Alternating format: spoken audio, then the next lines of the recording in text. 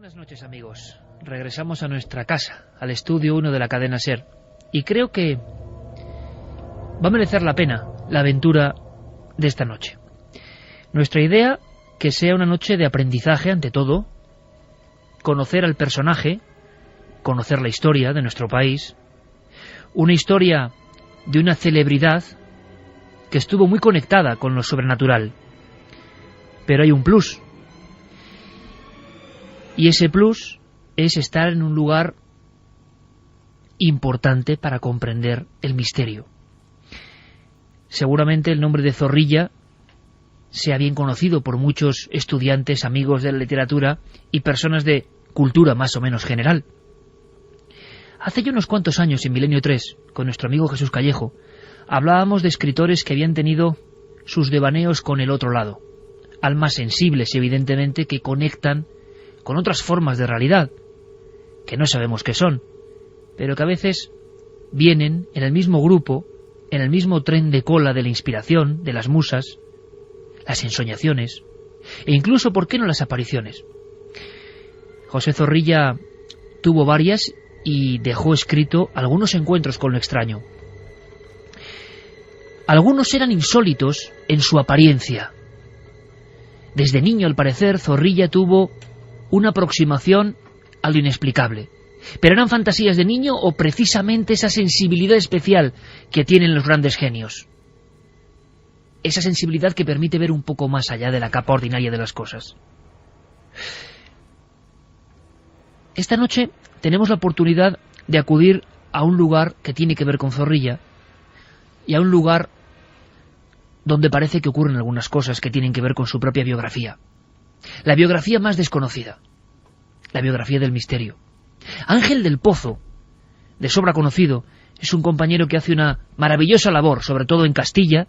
Nos legó una serie de reportajes imprescindibles en el norte de Castilla. Está haciendo con enorme éxito un programa en la televisión de Castilla y siempre ha estado presto a ayudarnos en cualquier circunstancia. Un auténtico cronista de esas cosas que casi nadie cuenta, pero que a todos nos interesan. Ángel del Pozo, amigo, buenas madrugadas. Ángel, buenas noches. Vamos a ver si nos recibe Ángel del Pozo. Las conexiones veremos si juegan a favor, pero os adelanto parte del secreto. Está en la casa museo que se alzó en Valladolid en honor a José Zorrilla. La casa donde murió el escritor. Una casa que ha salido a la luz pública, no solo por la enorme labor cultural que realiza, sino por otras cosas que van a dar mucho que hablar, evidentemente. Cosas públicas, con testimonios, con nombres y apellidos. Y creo que hay que hacer hincapié en esto, porque muchas veces, cuando se habla de edificios oficiales, de lugares importantes, donde a veces pasan cosas, nos encontramos con unas iniciales, con se dice que, se supone que ocurre, pero pocas veces están los nombres y los apellidos, y las personas, además, de gran rigor y de prestigio. Son la 1:14 minutos y estamos más que nunca en manos de las conexiones y los hados de lo digital. Ángel del Pozo, amigo, buenas noches. Hola, buenas noches. Ahora sí, por fin escucho tu voz, tu potente voz en algún lugar que creo que tiene un significado también poderoso. Estás sentado en un sitio muy especial, ¿no? Pues sí, como tú bien has dicho, estoy en un lugar emblemático de la ciudad de Valladolid, en honor a José Zorrilla, y es ni más ni menos que la casa donde él nació. Un 21 de febrero de 1817... ¿Se me escucha? Sí, perfectamente, Ángel, te recibimos. El 21 de febrero de 1817 fue en este lugar donde nació José Zorrilla. Me encuentro a escasos metros de la habitación donde nació y me encuentro sentado precisamente en el lugar donde falleció, justo en la silla donde José Zorrilla falleció en el año 1893, de frente al escritorio donde plasmó muchas de sus obras. Está sentado en la silla original, en el lugar donde ese hombre creativo y amigo del misterio dejó de existir. ¿Sabemos algo, Ángel, de ese momento, del momento de la muerte? ¿Por qué muere Zorrilla en el lugar donde tú estás sentado ahora mismo? Precisamente muere sentado y delante de su propia familia porque tenía una insuficiencia respiratoria. Aunque yo he leído al respecto, luego nos lo podrán confirmar las personas que son expertas y que nos van a acompañar en la vida y obra de José Zorrilla, que tenía un tumor cerebral. Ángel, tú te encuentras con una noticia, tiras del hilo, y además de lo que vamos a aprender sobre este hombre que estuvo muy conectado con lo sobrenatural, te encuentras con diferentes fenómenos, vamos a llamarlo insólitos, y con ese plus que yo decía, personas de enorme prestigio, como hemos entrevistado a cientos, y tú también lo has hecho, en tu área de influencia, personas que no tienen temor a comentar cosas que pasan, cosas que algunas son bastante fuertes si las vemos. ¿Cómo llegas tú a conocer la historia de que en este lugar tan importante, que yo recomiendo la visita para conocer Zorrilla y el lado oculto también de José Zorrilla, que es igual de interesante, cómo empiezas tú a conocer que ocurren cosas, Ángel? Pues me llegan a través de dos vías diferentes, de un familiar y de un amigo, de que en la casa están ocurriendo fenómenos extraños. Yo ya escribí un reportaje de investigación sobre la vida de José Zorrilla en el norte de Castilla, y tiene una vida muy cercana a lo sobrenatural. Él nos ha dejado un legado literario muy importante, pero quizás lo menos conocido de esta figura es siempre esa cuerda floja en la que estaba siempre entre el más allá y el más acá, ¿no? Tuvo experiencias de visiones de fantasmas, experiencias con duendes, y yo ya había escrito sobre ello. Entonces, al oír estas noticias de que aquí ocurrían fenómenos extraños, me acerqué a la casa y la sorpresa fue mayúscula cuando empleados de la casa me contaron experiencias que habían tenido en distintas épocas, con distintos lugares y, como estoy diciendo, con distintos testigos. ¿Algunas, Ángel, en el mismo lugar donde te estás sentado ahora mismo? Pues sí, mira, tengo la máscara mortuoria de José Zorrilla mirándome fijamente a mi lado izquierdo, pero en esta pared que está al lado del escritorio y que puedo tocar, se encuentra un espejo con el que sucedió algo extraño. Vamos a hacer una cosa, Ángel. Tú estás con un hilo alámbrico y luego comentaremos todo el trabajo que los compañeros de Ser Valladolid están haciendo en conexión con nuestros compañeros aquí en Madrid, Carlos Ródenas a los mandos de la nave del misterio, Fermín Agustí, Carlos Largo, todo el mundo pendiente de una noche muy especial, una noche de cultura, de literatura y de misterio, que a veces es que es un triángulo de una misma cosa, ¿no? La creatividad, la sensibilidad y lo extraño. Ni más ni menos, Ángel del Pozo, en el lugar donde murió el genio y donde está su máscara mortuoria. Hace no mucho hablábamos en Cuarto Milenio de máscaras mortuorias. Vamos a hacer una cosa. Como Ángel está con un micrófono inalámbrico y puede desplazarse por diferentes lugares que son importantes esta noche, vamos a hacer una cosa. Le damos tiempo a Ángel a que descienda a otra estancia donde va a encontrarse con dos personas que yo creo que están entre los grandísimos especialistas mundiales en la figura de José Zorrilla. Nos tienen que contar muchas cosas. Vamos a conectar ahora mismo fuera de la casa, porque fuera de la casa hay una persona que tiene que ver con ese espejo que mencionaba Ángel del Pozo, que es Jesús Valdespino, y que yo creo que puede ser el primer testimonio de esta noche. Y no vamos a quedarnos solo en los testimonios, ni vamos a quedarnos en lo superfluo. Vamos a ir más allá. Vamos a conocer a ese gran creador y por qué desde niño tuvo auténticas apariciones y visiones. Hay quien dice que tiene que ver con lo que ocurre en la casa de José Zorrilla. Escuchábamos los peldaños crujientes un poco al paso de Ángel del Pozo, que va al encuentro en esa casa, en vivo y en directo, de dos grandes especialistas. Quiero saludar, mientras tanto, a este hombre, director de infraestructuras de este edificio, y que vivió algo en ese lugar donde estaba Ángel del Pozo. Él es Jesús Valdespino, y creo que lo tenemos ya en conexión. Jesús, buenas noches. Hola, buenas noches, Iker. Te escuchamos, Jesús. Cuéntanos tus experiencias, lo que más te haya impresionado, lo que crees que sea más importante que tú has vivido dentro de esta casa museo. Hombre, para mí lo más impactante pues ha sido, bueno, pues nosotros vamos como cada día a trabajar. La primera que entra es la persona a limpiar, ¿no? Porque todos los días se hace una limpieza, lógicamente, en el museo. Pero yo subir una mañana y dar las luces y en una parte de la casa, bueno, pues oír un ruido, un estruendo tremendo, y claro, eso, pues sientes un poquito de miedo. Yo me doy la vuelta y ya había pasado por esas estancias de la casa, y cuando oigo ese estruendo que te deja perplejo, evidentemente, por no decirte frío, ¿no? Regresas, das marcha atrás de tus pasos y te encuentras que se ha caído el espejo y está hecho pues 1000 pedazos, ¿no? El por qué, pues no lo sabes, ¿no? Lo cierto es que acabas de pasar hacia unos segundos y el espejo está en el suelo. Sin que nadie actúe, claro, estaba solo Jesús, sin que nadie pueda actuar, ni nada. Absolutamente solo. Te preguntas el por qué. Pues está en la pared, está agarrado a una escarpia, la escarpia está perfecta, está todo bien, y no te explicas el por qué. ¿Qué ha pasado? Pues hombre, cada uno que saque sus conclusiones.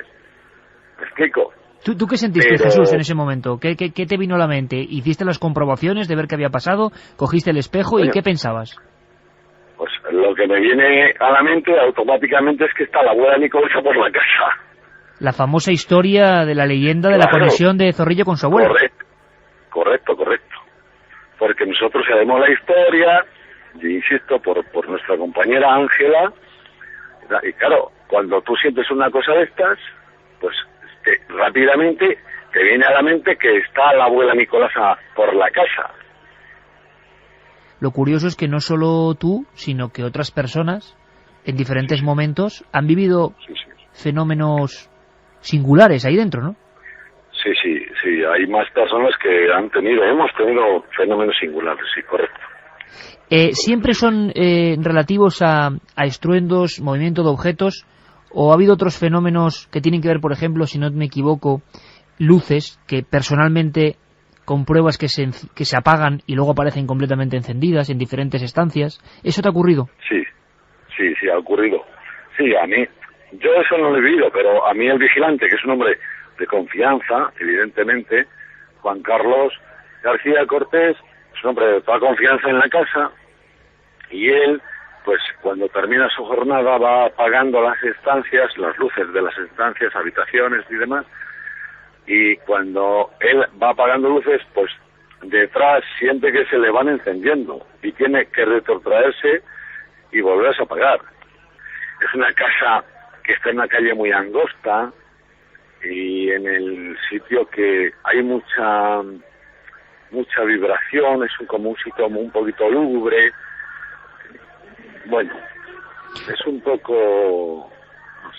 Oye, Jesús, y una cosa importante, gente que sea de fuera de la propia casa, que no tenga que ver con lo que es la infraestructura o la dirección de la casa, sino visitantes, ¿en alguna ocasión habéis sabido si algún visitante, algún turista, ha referido algún fenómeno similar o le ha pasado algo parecido? Pues hombre, hay alguna vez que hacen, porque en la habitación de los padres hay un cuarto que se denomina el cuarto oscuro, porque arriba tiene una ventanita, bueno, y ahí sí que alguna vez, pues, como que vibra un poquito, y ahí yo sí que he escuchado cuando baja los visitantes, es que en la habitación de los padres he sentido que algo vibraba, ¿sabes? Donde hay el cuarto oscuro, que parece ser que entonces como que se castigaba a los niños, tiene una ventanita arriba para que entre la luz, y se denomina el cuarto oscuro, ¿sabes? Pues vamos a vivir la experiencia, Jesús, claro que sí. Te mandamos un fuerte abrazo y gracias por tu intervención. Encantado de pasar esta velada contigo, un abrazo muy fuerte. Muchas gracias, Jesús. Gracias a ti, Iker, cuídate, chao. Manda un SMS al 27640. Escribe la palabra milenio, espacio y lo que nos quieras contar. Comentaristas de Milenio 3. Sabemos que siempre hay alguien al otro lado.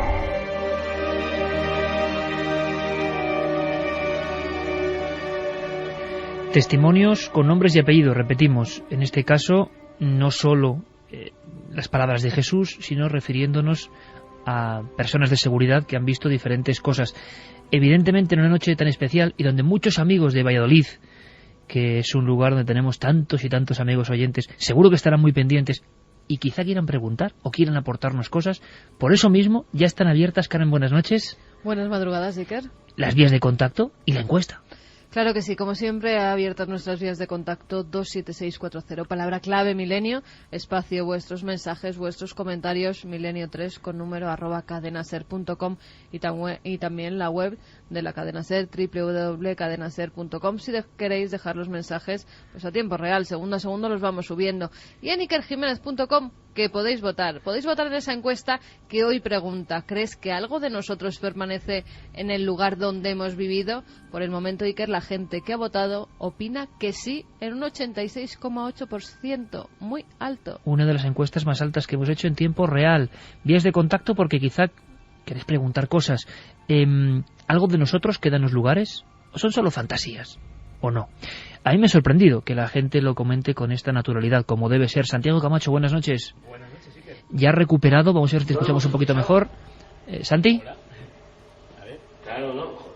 A ver, hay aquí una especie de cruce extraño de sonidos. La casa, sí, ¿no? Estamos oyendo la casa Los que entra pasos, de la nuevo. madera. Parece que algo, yo no sé qué le pasa últimamente a Santi Camacho, pero es que no sé qué le ocurre, que hay un tema que luego vamos a comentar que tiene que ver con una figura importante del cine estadounidense, pero que se está convirtiendo en tabú. Santi, buenas noches, ahora sí. Buenas noches, sí que... Hay un montón de interconexiones y eso nos puede provocar algún problema, pero creo que puede merecer la pena. Lo que decía, lo más sorprendente, la gente comentándolo, gente de un enorme prestigio y gente que, como en el caso de Jesús que acabamos de escuchar, el jefe de infraestructuras de esta casa, que ha vivido fenómenos que podríamos considerar eso, singulares y extraños. Pues sí, además estamos hablando de una casa, de un personaje muy particular y que no solamente los sucesos extraños que, pues como por ejemplo en otras casas famosas como la de Lorca, por ejemplo, se han hablado que ha habido este tipo de cosas, sino la grandeza y la historia del personaje que vamos a desentrañar, no solamente en su dimensión paranormal o en su dimensión de haber estado en contacto, tanto en su vida como en su obra, con lo sobrenatural, sino porque José Zorrilla es de esos personajes que si hubiese nacido en otro país, en Estados Unidos, sin ir más lejos, estaría a la altura de Edgar Allan Poe. De hecho, acabo de ver hace un momento un retrato de José Zorrilla y se da un aire por la vestimenta, lógica, pues son coetáneos, por el tipo de retrato. Era como un Edgar Allan Poe español.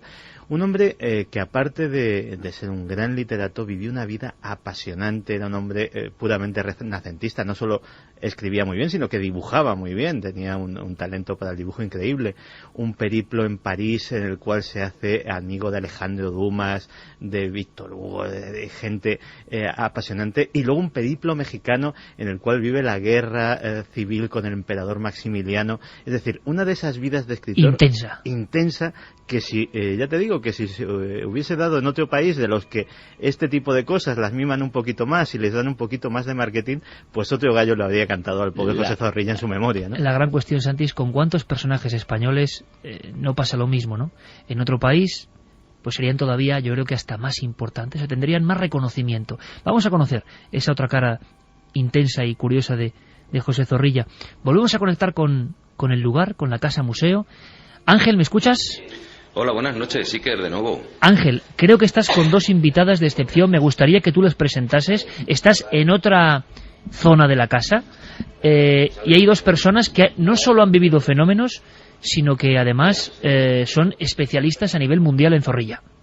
Tan especialistas que cuando he bajado al piso inferior de abajo, Ángela Hernández, que la tengo a mi derecha, que es responsable de la casa, la persona que ha cuidado esta casa durante 17 años y que es una de las mayores expertas en el mundo sobre la vida y biografía de José Zorrilla, me ha dicho, comenta que José Zorrilla murió en esa silla, pero no aquí en esta casa, porque José Zorrilla murió en Madrid el 23 de enero de 1893. La silla original es la que está ahí, eso sí. Eso sí.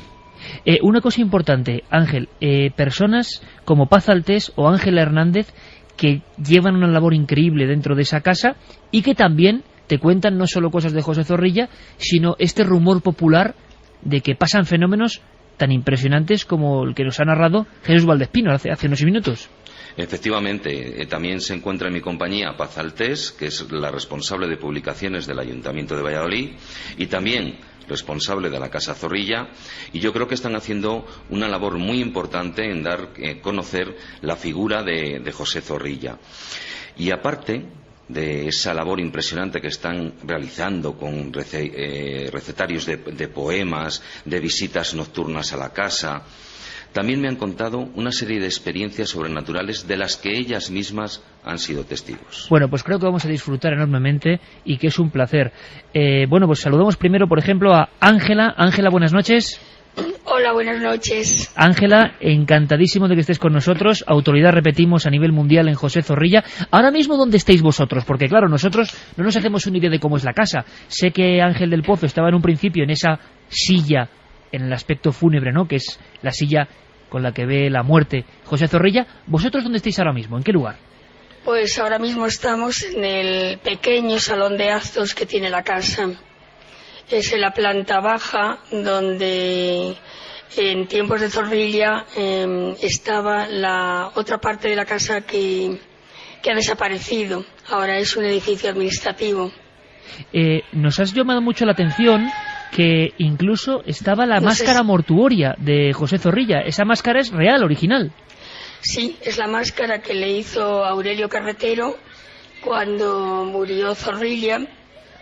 Era costumbre de la época, para inmortalizar después al personaje, claro está. Y a partir de esta máscara mortuoria que está aquí en esta casa, pues se hizo la estatua que preside la Plaza de Zorrilla aquí en Valladolid.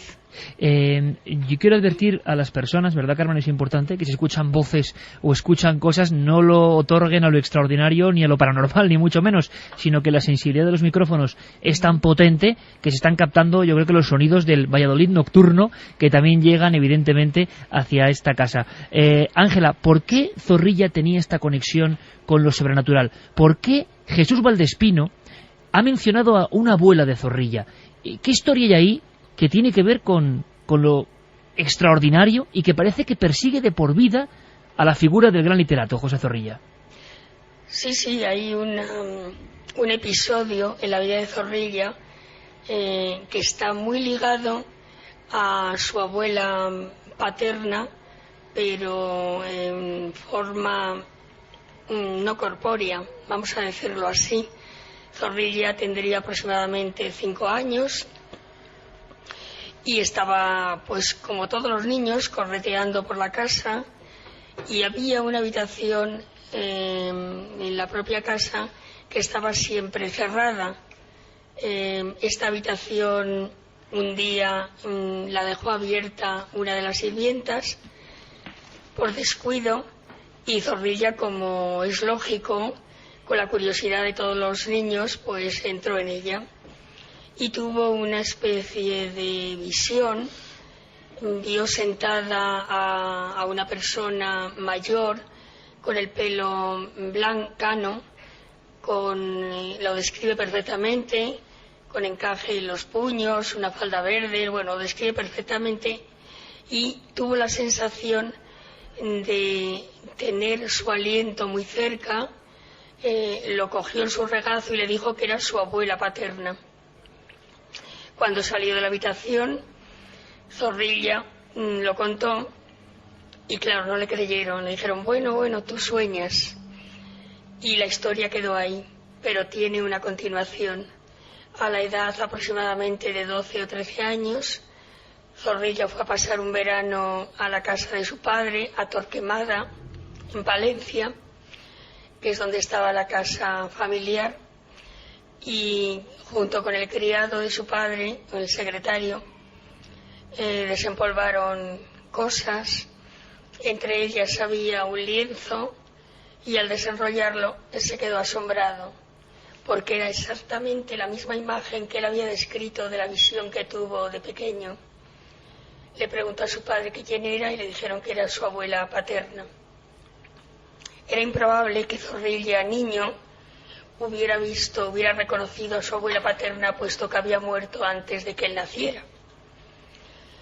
y Zorrilla atribuye esta especie de visión a que en alguna edad muy temprana de su vida, probablemente desde la cuna, había oído retazos de alguna conversación referida a su abuela o había visto el cuadro, y al entrar en un sitio prohibido pues afloró todo lo que había en el subconsciente, y esa es la historia de la abuela. Pues menuda historia, Ángela, menuda historia, y además te digo que perfectamente narrada. Nos tenías a todos aquí un poco con el alma en un puño, en el sentido de que Zorrilla incluso dejó algunos escritos, si no me equivoco, y estoy releyendo algunas obras donde se repasan estos episodios de Zorrilla. Él llegó a decir que estoy seguro de haber sentido el contacto de sus manos en las mías y en mis cabellos, y recuerdo perfectamente que sus palabras me dieron al corazón alegría. Él cree en ese encuentro de niñez, que la abuela o lo que sea le dice algo. Claro, sí. Él desde luego lo contó, lo dejó escrito en Recuerdos de Tiempo Viejo, que es una especie, no me atrevo a decir autobiografía, pero bueno, casi, ya de mayor. Y desde luego esta casa que es donde nació, él murió en la casa de Madrid, en la última casa que tuvo en Madrid, en la calle Santa Teresa, pero él nació, esta es su casa natal, y tiene muchos recuerdos de esta casa, en algunos momentos muy importantes de su vida, como cuando va en el vapor de viaje a México y tienen un montón de incidentes que piensan que van a morir. Esa noche recuerda esta casa y algunos episodios, entre ellos ese episodio. Y Ángela, ese episodio que cuentas de la visión de la abuela, ¿es en una estancia que está cerca de donde estés ahora mismo? Sí, bueno, está en la planta alta, que es donde es el museo, y esa era la habitación de huéspedes, se denominaba así, hasta que la última reforma de la casa, la última restauración que ha sufrido la casa, pues el arquitecto consideró que no debía formar parte del circuito de visitas y la quitó del circuito de visitas.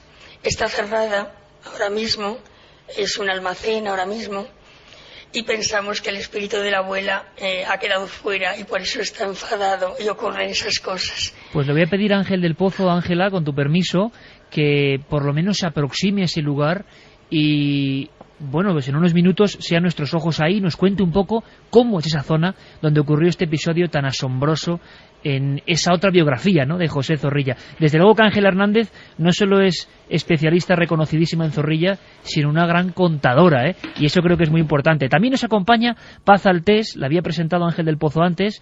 Ella es directora de publicaciones del Ayuntamiento de Valladolid y rige esa casa-museo que es protagonista esta noche en Milenio 3 y que desde luego, repito, invitamos a conocer por lo importante que es la historia, que son los documentos, que son los elementos que están ahí, pero que evidentemente también tiene su jugo toda esta otra historia que fue tan importante para el propio Zorrilla. Paz, buenas noches. Buenas noches. Ante todo, muchísimas gracias por todas las facilidades que nos habéis brindado, lo difícil que es la conexión, los sonidos que están a flor de piel, y quiero agradecer también a Luis Arias, compañero de Ser Valladolid, que esté ahí haciendo ese gran trabajo en conexión con nosotros. Paz, es cuando, comentaba Ángela, cuando se clausura esa habitación, cuando de alguna forma algunos trabajadores, e incluso vosotros, percibís que ocurren cosas, justo a partir de ese momento en que se cierra esa parte de la historia de Zorrilla, de alguna forma. Pues exactamente, porque en 2007, cuando en noviembre se reabre la casa, y hasta ahora ya no ha vuelto a estar cerrada, pues la habitación de huéspedes que os describía Ángela está al final de un pequeño pasillo muy estrecho, y la verdad es que el circuito de visitas pues se veía siempre un poco interrumpido, porque es un pasillo muy angosto. Y entonces pues decidimos que íbamos a obviar entrar en esa habitación. Lo contamos un poco desde el inicio del pasillo, pero no entramos hasta la habitación. Y fue un poco a partir de ese momento cuando todos empezamos a percibir algo, que pasaba algo. Y bueno, pues esa es la explicación que le damos nosotros, que Nicolasa convive con nosotros todos los días y que nos hace compañía. Y antes comentabas que le preguntabais a Jesús Valdespino si él había oído a visitantes de la casa comentar alguna sensación extraña. Yo creo que todos los visitantes de la casa de Zorrilla salen de la casa sobrecogidos, porque es una casa que sobrecoge de por sí. ¿Por qué? Cuéntanos. Pues yo creo que la recreación romántica es muy buena.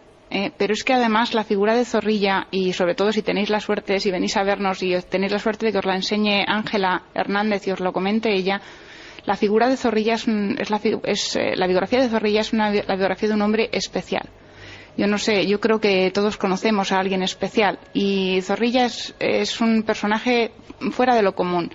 Date cuenta que para tener recuerdos tan nítidos como los que os estaba describiendo Ángela, de cuando tenía 4 o 5 años, tenía que ser una persona ya de entrada, desde muy niño, una persona hipersensible.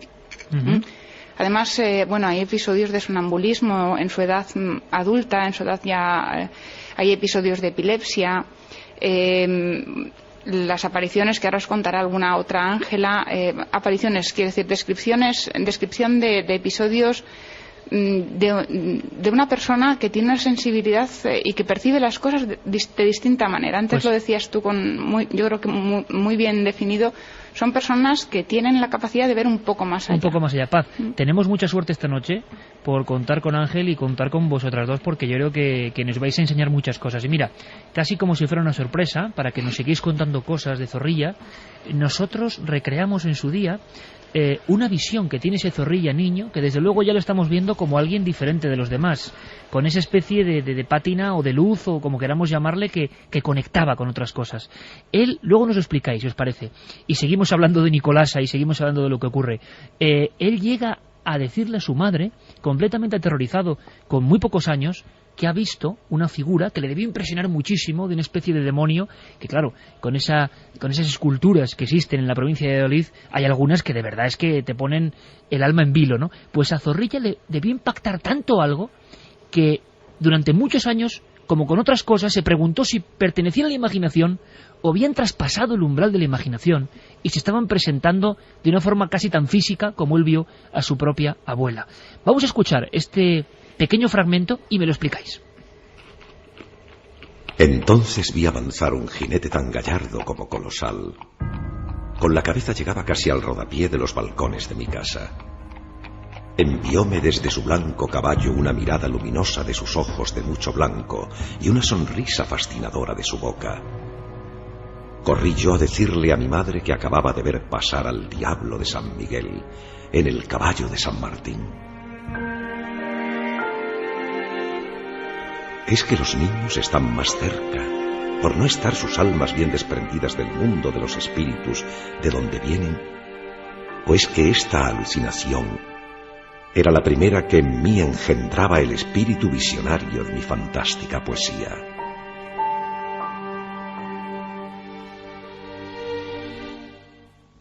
Una y 43 minutos. Estamos en la casa museo de José Zorrilla en Valladolid, y estamos contando historias para que os aproximéis después al personaje. A veces una anécdota, o no tan anécdota, porque puede ser hasta una cosa con carácter de categoría, hace que tengamos un renovado interés en conocer figuras que, por desgracia en este país, y por desgracia para muchos jóvenes sobre todo, se han quedado en los anaqueles y en los libros un poco olvidados en ocasiones, y es una injusticia. Qué bueno es que a veces lo extraordinario, lo inesperado, devuelva a primer plano a este, entre comillas, por supuesto, como decía muy bien Santiago Camacho, Edgar Allan Poe a la española, en el sentido de personas de una época muy interesados en todo lo que tenía que ver con la ultratumba, y lo dejó en sus grandes obras por escrito. Antes de seguir hablando con Ángela y con Paz, Ángel, yo no sé si antes me has escuchado, estamos todos, pues hombre, queriendo saber dos cosas: cómo es y dónde está la zona donde le ocurre a Zorrilla ese encuentro con esa Nicolasa tan presente, por lo que hemos visto, en ese lugar, y también no se nos olvide ese cuarto oscuro que decía Jesús Valdespino, que es otra zona donde los visitantes han notado cosas. ¿Tú dónde estás ahora mismo, Ángel? Pues mira, estoy pasando por el escritorio de José Zorrilla, la silla donde estuve antes. Acabo de mirarme en ese espejo que se rompió y se hizo añicos y que contaba Jesús Valdespino, y ahora mismo estoy penetrando en la habitación donde nació José Zorrilla. Aquí me encuentro con una cama de la época, espejos con velas a los lados, lógico, la luz eléctrica, antes no existía, y voy a abrir precisamente la puerta de ese cuarto oscuro donde se castigaba a los niños. Es un pequeño recinto en el que estoy penetrando, que tiene una anchura como de 1 metro y de alto pues unos 3,5. Hay un ventanuco, Ángel. Sí, tiene un ventanuco de luz ahí fuera, con cristal no transparente del todo, pero por lo menos para que entrase claridad. Y mide de largo pues unos 3 metros. Y era un cuarto donde de alguna forma, como hemos visto en tantos personajes incluso de la literatura o del cómic español, se castigaba a los niños, y muchos visitantes, según contaba Jesús Valdespino, notaban algo, que no sé si hay, digámoslo así, una puesta en común de qué es ese algo, que si se nota algo, Ángel, de ahí. Pues yo he sentido una sensación extraña y me he salido fuera. Pero no me digas eso. Entra ahora mismo de nuevo, Ángel. Estoy en la habitación donde es esa puerta, y la verdad es que... Cuéntanoslo. Sí. Mira, entro de nuevo. Es extraño porque es muy estrecho, mide 1 metro de anchura. Estoy mirando a la zona donde está la ventana, esa especie de ventana, con la luz de fuera, y siento lo que podría sentir un niño de corta edad aquí metido y aquí castigado, ¿no? Hablaban los testigos, Jesús, de que vibraba, decía Jesús, a su forma, decía, la gente dice que ahí se vibra, o no sé, como si fuese una estancia diferente a las demás. Sí, yo lo que he sentido cuando he penetrado y sigo en el interior, ahora mismo lo que estoy sintiendo es como una especie de pesadez en los hombros. Es lo que siento, como que algo me empuja hacia abajo. Calor, no sé, eso es lo que siento. Algo de angustia, ¿no? Qué curioso, Ángel, y qué bonita oportunidad de vivirlo en la radio. Estate muy atento y seguimos recorriendo contigo, si te parece, la casa de José Zorrilla. De verdad que un momento impagable, porque yo estaba queriendo saber, ¿no?, cómo era ese lugar del que hablaban los visitantes. Y si te parece, Ángel, bueno, tú estate donde quieras estar, pero también estaría muy bien ir hacia la zona donde ocurrió ese incidente, donde José Zorrilla dejó por escrito que había visto a su propia abuela. Eso es lo que estoy haciendo. Estoy atravesando un salón precioso que hay en la casa, con un piano de cola, con un espejo, con candelabros, con un cuadro que precisamente representa a un monje capuchino con un ahogado, una historia que conoce muy bien Ángela Hernández, y estoy justo ahora mismo, frente a uno de los balcones donde Zorrilla niño vio esa aparición del diablo que antes comentabais. Sigo avanzando por las estancias y voy a encontrarme con un pasillo muy estrecho. No me extraña que le quitaran de las visitas, porque yo, que ya que me conocéis, que soy ancho de hombros, casi no quepo, hay poquita distancia a la pared. Y bueno, pues vamos avanzando. Al fondo hay una puerta de color blanco con la cerradura de pestillo, y voy a abrirla, y esta es la habitación prohibida para José Zorrilla, y que un día encontró abierta y se encontró con la figura de su abuela paterna ya fallecida. A ver qué te encuentras tú, Ángel.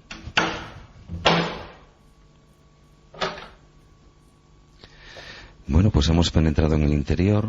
Hoy en día, como en aquella época, esta habitación, al estar clausurada, es una habitación en la que hay distintos enseres. Es muy pequeñita, Estamos hablando de 2 metros de ancho por unos 6 de largo, y tienen enseres pues carpetas, garrafas vacías de agua, una mesita, carteles recogidos, otras mesas por allí, cajas. A partir de la clausura de esa habitación es cuando, como nos han comentado Ángela y Paz, tanto operarios como trabajadores como visitantes sienten algo distinto, ¿no? Pues sí, eso es lo que nos han contado, que cuando se clausuró esta habitación, es cuando empezaron a suceder cosas extrañas. Yo he aprovechado para cerrar la puerta y sumergirme en la oscuridad de esta habitación y bueno, aquí estamos sintiendo otra vez sensaciones. Vamos a hacer una cosa, Ángel, vamos a dejarte ahí un poco y luego nos cuentas qué se siente en esa habitación con tanta historia. Nos comentaba Paz Altés, directora de publicaciones del Ayuntamiento, que era un niño muy especial. Descripciones, Paz, como la que hemos antes recreado, de un niño que quizá en su imaginación o no imaginación llega a ver esas figuras, nos dejan a las claras cómo era este individuo, ¿no? Llegó a la escritura y llegó a la literatura casi impulsado por esa visión que tenía del mundo distinta, ¿no? ¿Da la impresión? Sí, y además contra viento y marea, porque yo creo que en su entorno, Ángela lo podría decir mucho mejor, no encontró demasiados apoyos. Me refiero a los apoyos que podía tener un niño en el círculo familiar. Nosotros aquí en la casa constatamos la presencia o siempre explicamos la presencia del padre, de la madre y de un tío materno, el hermano de la madre, Zoilo, que era un clérigo que debió ser bastante duro con él en muchos aspectos y que todos estaban intentando cercenar su vocación y sus ganas de hacer versos y de escribir y de dejar volar su fantasía. No lo consiguieron, pero lo pasó mal, porque tuvo que salir huyendo por las patas de un caballo, pero por patas, sí, para poder llevar a cabo su vocación. A contracorriente. Ángela, estamos viendo ahora entonces, describía nuestro compañero Santiago Camacho, haciendo un juego para que todo el mundo lo entendiese, comparando con Allan Poe en el sentido de un interés muy especial por las historias de ultratumba, por las historias del otro lado, por las historias que se salían de lo normal también en José Zorrilla, aparte de su obra bien conocida. ¿Es una realidad esto? ¿Él volcó toda esa sensibilidad que tenía y todo ese apego a lo sobrenatural y todas las experiencias reales o alucinatorias, como él decía, en su literatura? Sí, no hay que olvidar que Zorrilla es un romántico y un romántico tardío en el teatro, pero en sus primeras poesías está ya vierte todo ese romanticismo. Es un artista en el sentido más extenso de la palabra, tenía alma de artista y todos los sentimientos y todas las sensaciones que eran susceptibles de poder ser recogidas tanto en la pintura. De pequeño también le gustaba muchísimo pintar las torres, las espadañas de las iglesias, como haciendo versos, que era donde él encontraba, pues yo creo que su percepción de las cosas pues plasmada de la mejor forma. Lo hacía y lo hizo desde siempre. Él tenía muchísima predisposición a lo fantástico. Era muy fantasioso desde el principio, desde que era muy pequeño. Por eso siempre su padre intentaba reconducir esa vocación, como ha dicho Paz, por la carrera de leyes. Quería que fuera un hombre de leyes, igual que lo había sido él, que lo era él en aquel momento. Su padre era relator de la Chancillería de Valladolid, luego tuvo diversos cargos políticos y Zorrilla no estaba por la labor. Hizo hasta tercero de leyes, pero en el último curso encabezó un motín en la universidad en contra de un profesor y tuvo que alejarse durante un tiempo de la vida universitaria y no volvió. Le llevaron junto a sus padres, en el camino se escapó, robó una yegua a un primo suyo de Torquemada, se volvió a Valladolid, de Valladolid se fue a Madrid y estuvo escondido primero con unos gitanos y después en la casa de un cestero, en una portería. Por el día iba a la Biblioteca Nacional con su amigo de los Santos Álvarez, que era un compañero del colegio de Valladolid, y luego durante el día pasaban prácticamente al calorcito de los braseros O sea que estamos viendo, Ángela, que en un nombre como Zorrilla, que para muchos jóvenes imagino que suena como tan incluso pomposo, una época, un escritor muy importante, resulta que hay una vida un poco de casi de héroe de novela, nunca mejor dicho, con todo tipo de vicisitudes. Y nos hablaba Paz de episodios alucinatorios que él mismo dice en alguna de sus frases: la alucinación y la persuasión influyeron indisputablemente en el carácter fantástico de mis obras. Yo tengo en la mía muchas historias de alucinaciones y muchos tropiezos con muertos y aparecidos. Por lo tanto, ¿qué nos indica esto, Ángela? Estos episodios alucinatorios, y como decía Paz antes, que me parece increíble, episodios de sonambulismo que quizás se despertaba una noche de creatividad y se encontraba con cosas que él no había dejado siendo consciente, o sea, que se despertaba quizá en estado de sonambulismo a hacer diferentes actividades. Sí, efectivamente. Él decía que primero había sido la imaginación y la persuasión después. Él cuenta que estando en casa de su tío Zoilo, el canónigo, pues tenía la costumbre de escribir todas las noches antes de irse a la cama, y dejaba escritos los versos y hacía una raya horizontal debajo y ponía el número de versos. Y al día siguiente, una de las noches, al día siguiente cuando se despertó, vio que tenía escritos, que había escrito 6 versos más. Pero no solamente esto, que había escrito 6 versos más, sino que había concluido de forma, bueno, pues óptima, el concepto de lo que él quería expresar, que durante la noche le estaba dando problemas si no era capaz de hacer un resumen, y vio sorprendido la mañana siguiente que había escrito los 6 versos con la rima que correspondía, y que además el concepto que él buscaba estaba expresado de una forma impecable.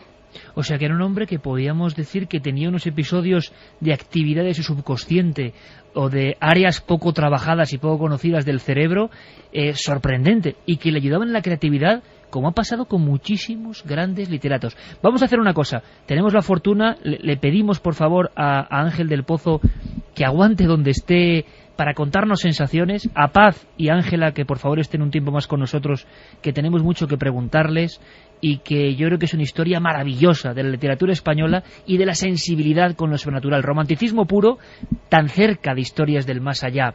Pero me gustaría, en este par de minutos, y a la vuelta después de las noticias, volvemos para que Paz y Ángela nos cuenten también pues qué han vivido, por ejemplo, ellas, o qué les han comentado, o qué han visto. Queremos tener un puzzle completo de este lugar que desde luego ya forma parte de una visita obligada. Nosotros iremos, ¿verdad, Carmen? Yo no me pienso perder la habitación donde estaba el amigo Ángel del Pozo abriendo y que luego se ha salido. Me ha parecido absolutamente genial. Me ha parecido absolutamente genial ese Fíjate, gesto. nos dicen que en el teatro que lleva su nombre y que el propio Zorrilla inauguró, también existe la leyenda de que se aparecía.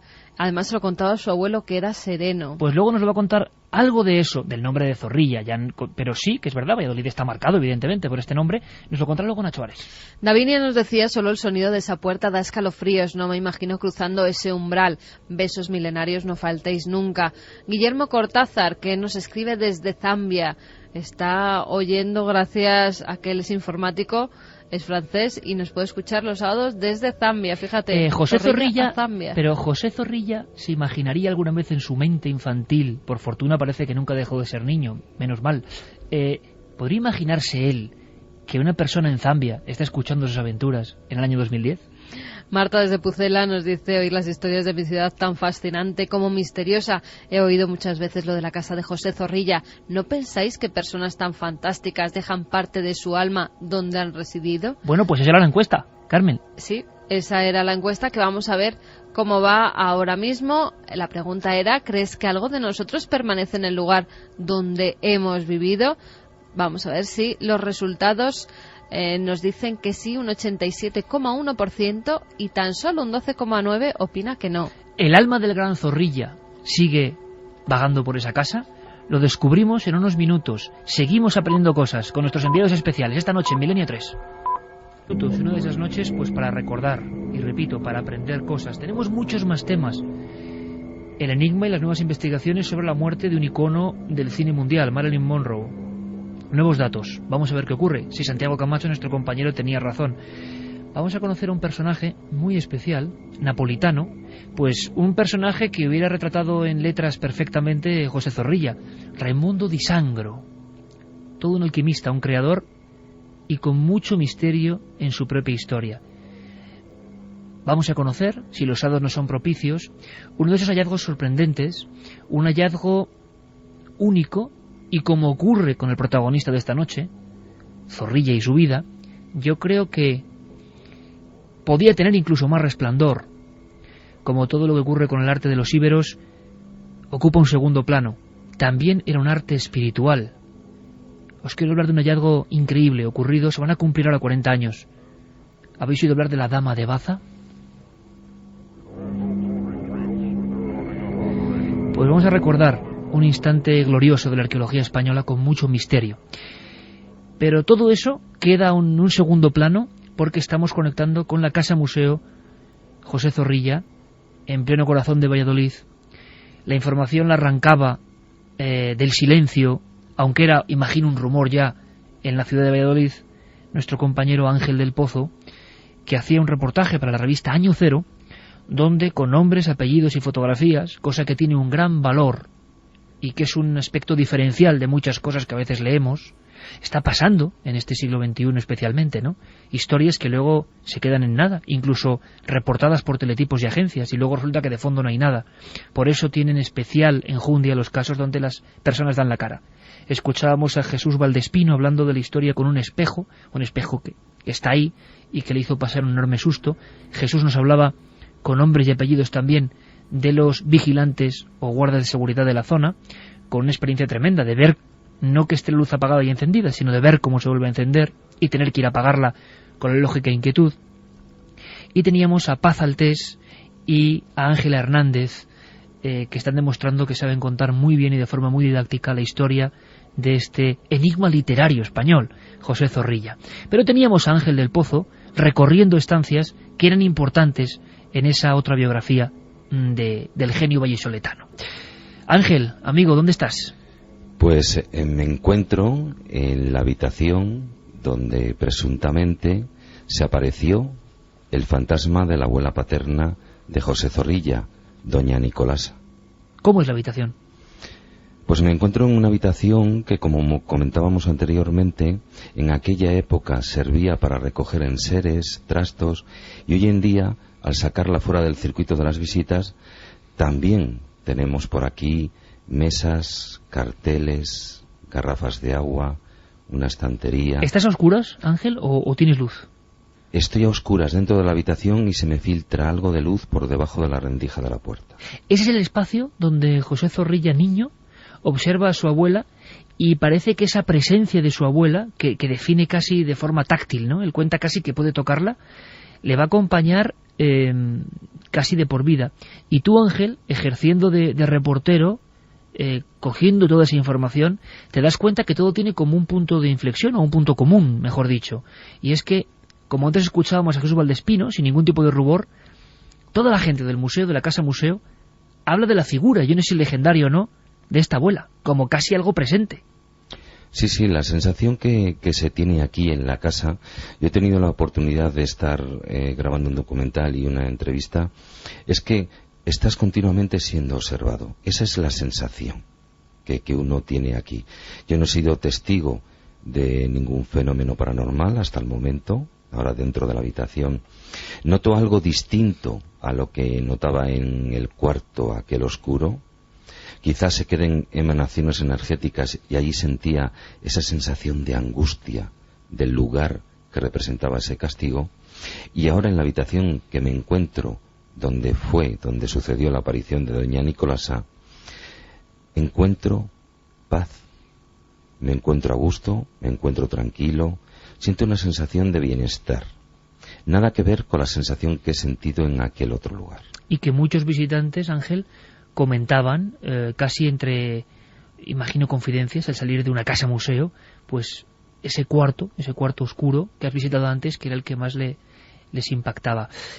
Paz, en otras estancias estáis ahora, en esa, vamos a decir, un set central que nuestros compañeros han podido habilitar, nuestros compañeros de Ser Valladolid, que han hecho y están haciendo un gran trabajo. Paz, vosotras mismas, por aquí siempre hay que andar en ese fino hilo, ¿no?, como le ocurrió a Zorrilla. ¿Habéis presenciado cosas que os han hecho dudar de lo que pasa dentro de la casa? Que realmente habéis dicho, caramba, a ver si realmente toda la historia de José Zorrilla y todo lo que conlleva resulta que de alguna forma vive o queda aquí. ¿Os habéis hecho esa pregunta viendo algún fenómeno? Nos hemos hecho esa pregunta viendo y no viendo, porque yo creo que Zorrilla, claro que está aquí. Nosotros venimos todas las mañanas a trabajar por él y yo creo que todos lo sentimos. De todas formas, Ángela y yo, lo que sí podemos contaros y compartir con vosotros es la única experiencia que hemos tenido ella y yo, no los demás trabajadores de la casa. Ella y yo estábamos juntas un día trabajando y bueno, pues el florero, teníamos un pequeño florero encima de la mesa porque esta casa tiene un jardín romántico precioso, que también os invitamos a visitar.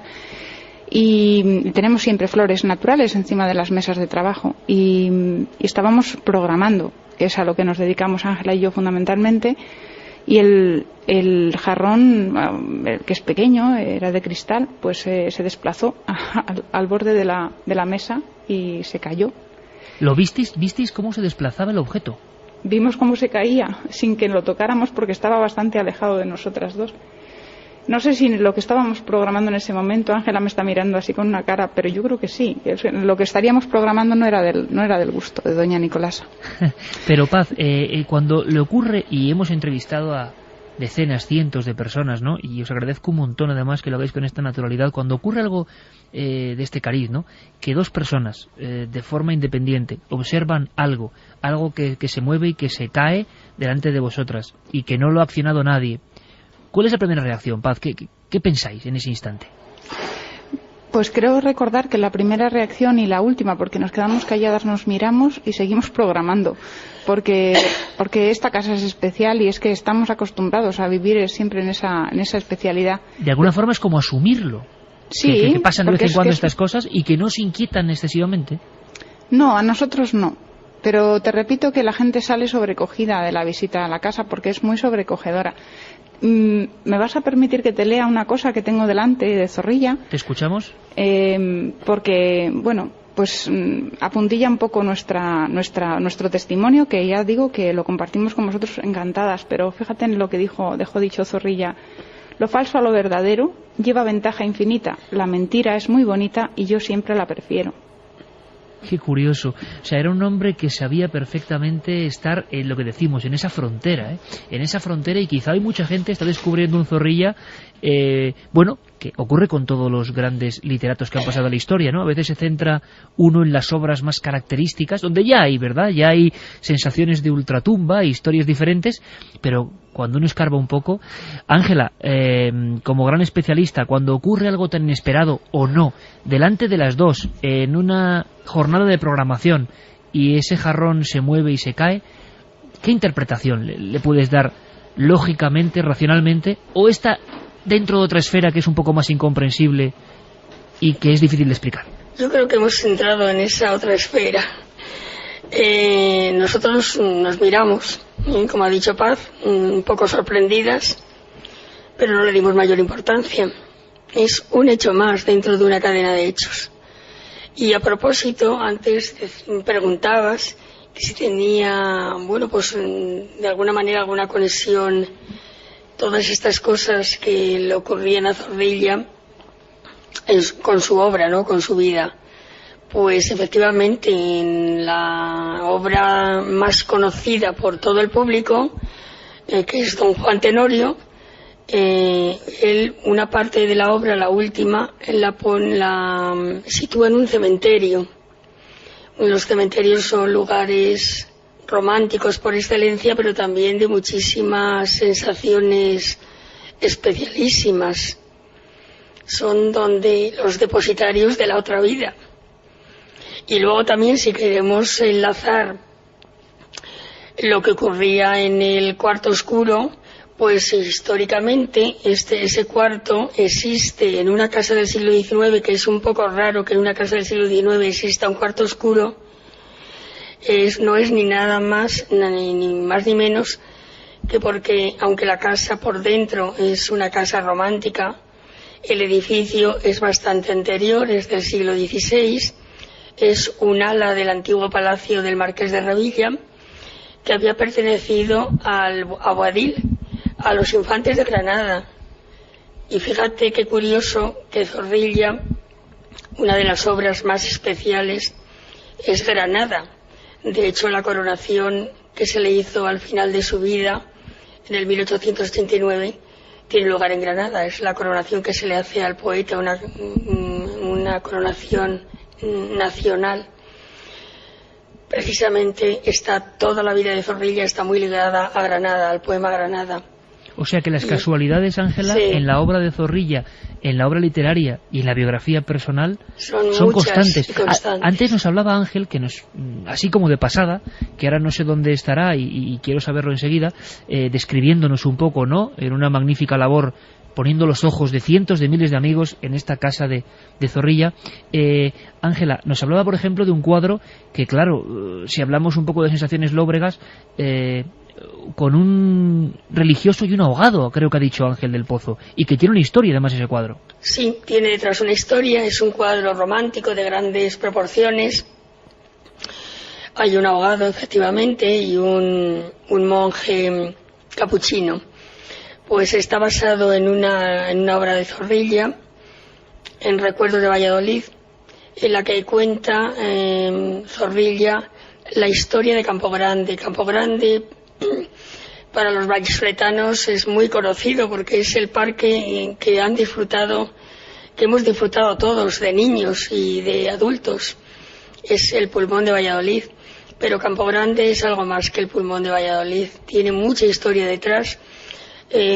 Al principio de los tiempos se le llamó Campo de la Verdad y era donde tenían lugar los duelos.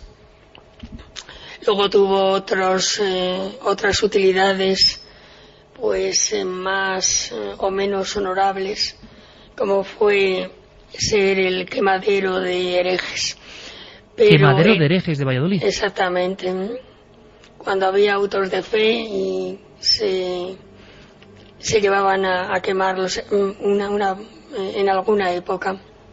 Estamos hablando de los tiempos medievales. Bueno, pues esta leyenda de Zorrilla ocurre en el siglo XVII, la historia de Valladolid, y se trata de... había una mujer que tenía el compromiso de casarse con un hombre que se llamaba Juan de Vargas, la mujer era Ana de Mendoza, y había adquirido ese compromiso en el plazo de un año, porque Juan de Vargas había tenido que marchar fuera de España. Si en el plazo de un año no venía, el compromiso se deshacía. Y había pasado año y medio, no vino, y entonces la pretendió otro personaje que se llama Tello da Ponte, y estaban preparando su boda, y llegó en esa noche un jinete con máscara y vio lo que estaban haciendo, preguntó y le dijeron que es que se iba a casar Ana de Mendoza, y salió a explicárselo Tello, con el que se iba a casar. Y claro, esto le cogió muy de sorpresa y provocó que tuvieran un duelo, y los duelos se hacían en el Campo de la Verdad, que es lo que ahora es el Campo Grande de Valladolid, y fueron con sus espadas, cada uno con sus espadas, y estando manteniendo el duelo, Tello no fue honrado. Hizo una seña como que alguien venía a ayudarle, y en ese momento Juan se dio la vuelta para atrás y aprovechó Tello para hundirle la espada en el pecho, con lo cual no había sido en una lid limpia, y la historia quedó ahí, pero no terminada, porque un tiempo después hubo otro episodio en el Campo Grande de una persona que perseguía a otra y un tercero que iba en ayuda del perseguido. La que perseguía a otra la mató y salió huyendo. Y la persona que acudió en su auxilio, pues estando auxiliándolo en los últimos momentos, llegó la policía y se lo llevó como que había sido él como reo, que había sido él el que había asesinado a la víctima, porque había quedado allí la espada del otro ensangrentada. Pero desde las ventanas del convento de los capuchinos, que dan por una parte al Campo Grande, un capuchino estaba observando todo y entonces se presentó como testigo al juicio, diciendo que en realidad, porque el que había auxiliado a la víctima era Tello, el que se había casado con Ana de Mendoza, y en el juicio no sirvió de nada su testimonio. Le dieron por reo a Tello y ni siquiera el indulto tuvo efecto, o sea, y le mataron. Ese cuadro, Ángela, por lo tanto, que está allí en esa casa, que ha pasado Ángel del Pozo por delante y le llamaba la atención, sí, y en la descripción nos llamaba la atención, cuenta toda una historia, toda una leyenda, sí, típica del Valladolid antiguo, ¿no? Sí, sí. Qué descripción, el campo de los duelos y el campo, sí, anterior donde se quemaban los herejes. Vas a permitirme una cosa, vamos a ver dónde está Ángel del Pozo, en esa otra conexión, casi ya poniendo punto final, describiéndonos este lugar que, como decimos, yo creo que mucha gente no va a poder olvidar y que es parte de nuestro patrimonio, ¿no?, de la cultura y también, ¿por qué no?, de lo sobrenatural. No todos los días, con dos personas del prestigio de Paz Altés y Ángel Hernández, pues nos describen un fenómeno, lo que dirían fenómeno poltergeist, ¿no? Un objeto que se mueve, que se cae un jarrón y viéndolas las dos personas ahí tranquilamente. Hay que tener agallas también, para estar tranquilo observando eso. Ángel, ¿dónde estás? Pues sí, que me sigo encontrando en la habitación. O sea, te has quedado en la habitación ya, sí, no sales de allí. Te he dicho que estás en paz y estás tan a gusto que sí, no sales de allí. Y me he quedado aquí, escuchando atentamente. Yo siento una sensación de bienestar y sí que me gustaría añadir algo. Estamos hablando de encuentros fantasmales, de fenómenos extraños, pero José Zorrilla tuvo dos experiencias con muertos de verdad. Una de ellas ocurrió cuando fue a visitar la casa de un amigo después de haber estado un tiempo fuera, y penetró en la casa, se encontró las puertas abiertas, recorrió las estancias, llamaba a voces a su amigo y nadie le respondía, y de repente entró en una habitación y se encontró al padre del amigo amortajado encima de la cama. O sea que José Zorrilla tenía una relación con ese mundo de ultratumba absoluta durante toda su vida. Prácticamente estuvo ahí, ¿no? Claro, un mundo paralelo que a él le intrigaba y le apasionaba. El susto fue tremendo y lo que resulta es que como la casa era pequeña, se estaba haciendo un velatorio y estaban todos en la casa de los vecinos. Y estaba el cadáver solo en esa casa que José Zorrilla se encontró, que decía que no sabía si salir por la ventana o por dónde salir. Madre. Y el otro caso, realmente muy gracioso y muy jocoso, pero para los que lo vemos desde fuera, precisamente si nos pasara a nosotros quizás no opinaríamos lo mismo.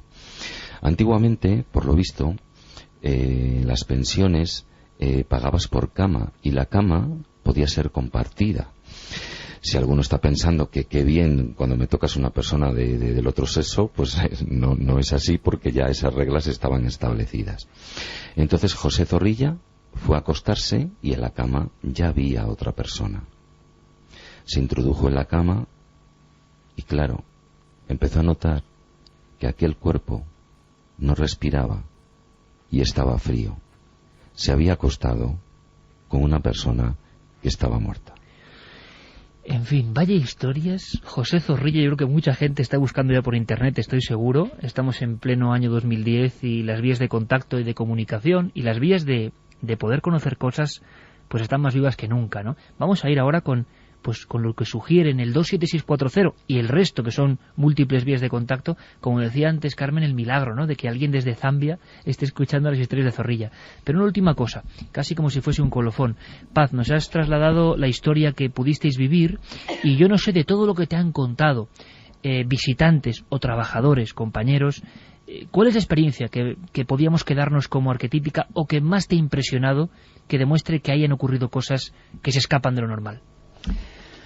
Pues no sabría decirte, pero, hombre, creo que a lo largo de tu entrevista y de todo el programa ha quedado bastante patente que doña Nicolasa es una figura con una presencia muy importante en la casa, y sobre todo que los visitantes que hasta ahora han venido por aquí y han pasado un rato con nosotros y han seguido las explicaciones de Ángela, pues yo creo que se van con eso muy bien aprendido. Y Ángel dice que la presencia de doña Nicolasa se siente en la casa. Yo no lo sé, yo no lo puedo compartir con vosotros porque no. Yo lo que creo es que ella ya forma parte de la historia y del día a día de esta casa, y que es una compañía fiel y buena, buena, porque yo creo que nos protege, la sentimos así. Pues como tantos lugares oficiales o lugares con historia que tienen algo que está ahí, que incluso se le pone nombre. No sería el primer caso. Carmen, ¿qué nos cuenta la gente? ¿Qué le inspira esta historia de la casa de José Zorrilla? Pues mira, Antonio José Navarro nos decía: yo muchas veces en mi casa antigua he sentido la respiración de mi abuela, que vivió con ellos antes de morir, en la cama de enfrente justo a la suya. Nos lo contaba desde Albox, Almería. También nos dice que, bueno, si nos escuchaban antes desde tan lejos, ahora están en Sudáfrica, también escuchándonos. Desde aquí os mandamos siguiendo el mundial, un saludo, Sergio y Lupe, que dice que incluso de vacaciones pues que no pueden dejar de escucharnos. Shashinak nos dice: oír historias de esas zonas donde tantas veces he caminado, se me pone la piel de gallina. Es curioso conocer a tu ciudad desde otro punto de vista. Nunca dejas de aprender cosas nuevas. Acitana dice que a ver si algún día vamos a Guadix y vemos la cantidad de fenómenos que hay, y que conoce el poema de Zorrilla y la relación de la que habláis con Granada. Me parece un tema fascinante. La comarca Baza-Guadix, yo he estado varias veces en Guadix y sus famosas cuevas. Mi padre falleció en el Hospital Río Ortega de Valladolid. Mi madre sentía a mi padre en su habitación, le hablaba, le acariciaba el cabello y en susurros la decía que él estaba bien, nos comentaba Marta. Todo a raíz de que la gente dice que sigue sintiendo presencias después de que los familiares, sobre todo, han fallecido, se han ido a otro lugar. Saludos desde México. También nos escuchan desde allí. Excelente programa. He vuelto a todos mis amigos adictos a Milenio 3. Un saludo desde estas tierras y ojalá se pudieran dar una vuelta por acá, nos decía Miguel Parga. Cuando una persona desencarna y no tiene conciencia de esto, a ver, se cortan los mensajes, sigue aquí como si siguiera viviendo. Por eso hay espíritus de luz que están dispuestos a orientar a esos espíritus desorientados. También Carlos nos decía que no dejamos de ser energía, que se va transformando desde que nacemos hasta que morimos, y esa energía queda impregnada en los lugares donde vivimos. Entonces la encuesta sigue con este porcentaje altísimo de gente que cree que la historia vivida en una casa queda de alguna forma ahí patente y no tiene por qué ser negativa. Pues fíjate, Iker, la encuesta sigue con un 88% de la gente que opina que sí, que algo de nosotros queda en esos lugares donde hemos habitado, y tan solo el 12% opina que no queda absolutamente nada. Pues yo os he prometido que vamos a ir ahora con un personaje que es digno de una de las creaciones de José Zorrilla. Gracias a Paz Altés, directora de publicaciones y de la casa de José Zorrilla, Casa Museo en Valladolid, a Ángela Hernández, una de las grandes especialistas mundiales en esta figura, y al compañero Ángel del Pozo, porque nos han hecho vivir y han hecho vivir a cientos de miles de amigos, pues una noche distinta, una noche donde hemos redescubierto fragmentos de un personaje que podía ser perfectamente legendario, y nos queda claro a todos, amigos, con vuestra intervención, que los grandes genios, las personas sensibles, como ocurre desde el principio del tiempo, están más cerca de otras realidades que deben estar ahí, y que quizá el común de los mortales, que no llegamos a esa sensibilidad, a esa especial pulsión que tienen algunas almas, pues no podemos ni siquiera intuir. Retrato perfecto el que habéis hecho, recorriendo la casa, contando algunas historias, e invitamos en este programa, que es interactivo, a que la gente siga investigando y que siga aprendiendo, que es lo importante, y si pueden, desde luego, que vivan in situ esas sensaciones y escuchen a Paz y a Ángela contándoles cosas. Ha sido un auténtico placer desde la casa Museo José Zorrilla. Gracias a los compañeros, a Luis Arias de Ser Valladolid, Paz, Ángela, Ángel, un abrazo muy grande de toda la audiencia. Gran trabajo, ha sido un placer. A vosotros. Buenas noches y el placer ha sido compartido. Muchas gracias, Ángel. Gracias, compañeros, a todos, de verdad. Una noche muy intensa, muy bonita y con sensaciones inolvidables. Hasta la próxima, amigos. Ponme un promito en SMS, ¿vale? Milenio 3, Cadena SER. Bueno, ahora acaba de ocurrir una cosa de esas que es radio por dentro, ¿no? Y en este estudio, como es tan grande y es tan maravilloso, uno hasta se olvida. La luz está tan lejos que he dicho, ponme una promito SMS, que es lo que habéis escuchado más o menos, un indicativo. Esto es así, radio al desnudo. No hay más que hablar. La conexión constante con nuestros técnicos. Y ahí están un montón de compañeros al otro lado dándonos información constante, sonido. El sonido ha sido importante y el sonido va a seguir siendo importante. Santi, no todos los días se escucha a dos personas importantes hablando de cómo un objeto, mira, como tengo yo esto aquí, se mueve, se desplaza, se cae, y ambas lo ven y lo asimilan a la vieja historia de Nicolasa, que debe estar presente. ¿Con qué naturalidad? Me ha encantado. A mí también, la verdad, y me ha parecido una historia fascinante que prometía mucho y que, bueno, ha cumplido las cosas como son, no solamente la biografía fascinante de Zorrilla, sino toda esta serie de cosas que, con toda naturalidad, como muy bien has dicho, pues suceden en esta casa museo. Así que esta noche yo creo que hemos respondido a una pregunta que el propio José Zorrilla se hacía él mismo una vez, y leo textualmente, decía: ¿por qué, siendo desde chico muy cobarde, no hay en mis escritos más que muertos y desastres, fantasmas y aparecidos, conjuros y evocaciones, que más parecen mis libros tratados de cabalística y demonología que trabajos de hombre social y buen cristiano? Pues yo creo que con esa vida, ¿qué se esperaba el bueno de José Zorrilla?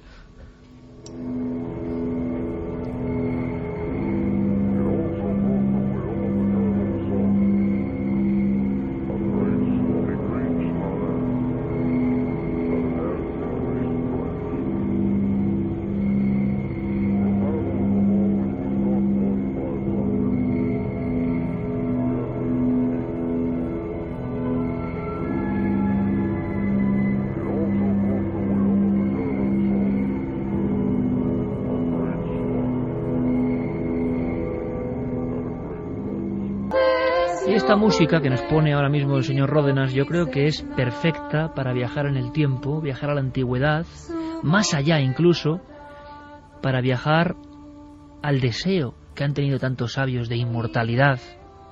Vamos a conocer otra biografía. También va a ser difícil de olvidar.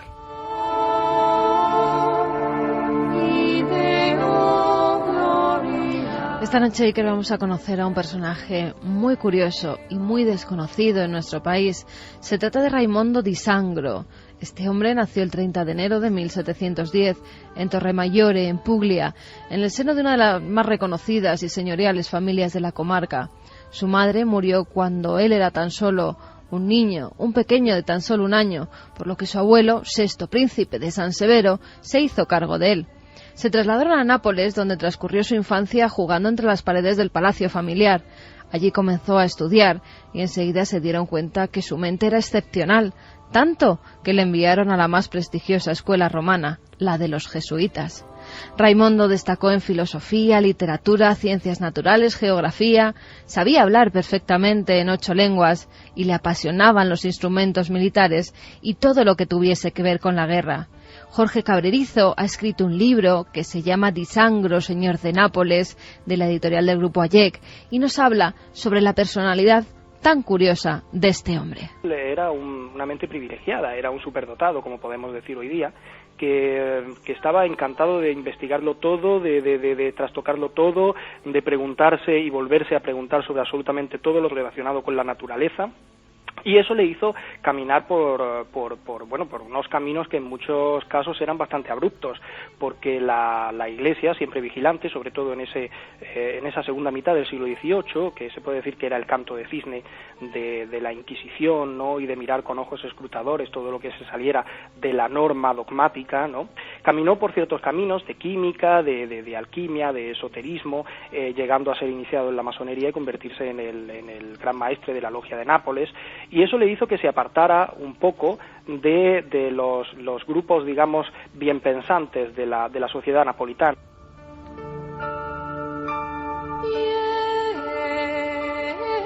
Tras completar sus estudios, en 1730 fija su residencia en el napolitano Palacio de San Severo, donde comenzó a desarrollar un hobby que se convertiría en pasión: crear ingenios inimaginables para su época. Como inventor de mecánica, inventor desde un palco replegable, ¿no?, para el para el Teatro de San Carlos, hasta una bomba estupenda de extracción de agua, algo nunca visto, una desaladora de agua, que es algo que estamos hablando de inventos pues que hoy día nos resultan muy cercanos conceptualmente, pero que en aquel entonces era pura fantasía.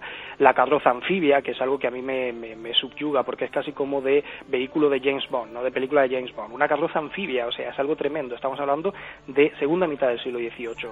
Un carillón musical del reloj de su palacio, que fue también muy admirado en su momento y que por desgracia se destruyó en un incendio en el siglo XIX. Inventó nuevos elementos de pirotecnia, de música pirotécnica, y sobre todo también elementos para la guerra, elementos bélicos, fusiles de rápido disparo, ¿no?, que son un antecedente de las ametralladoras, telas impermeables, telas que te mantienen el calor, ¿no?, también pensando en los ejércitos, en las campañas, en lugares hostiles, ¿no?, y en situaciones hostiles.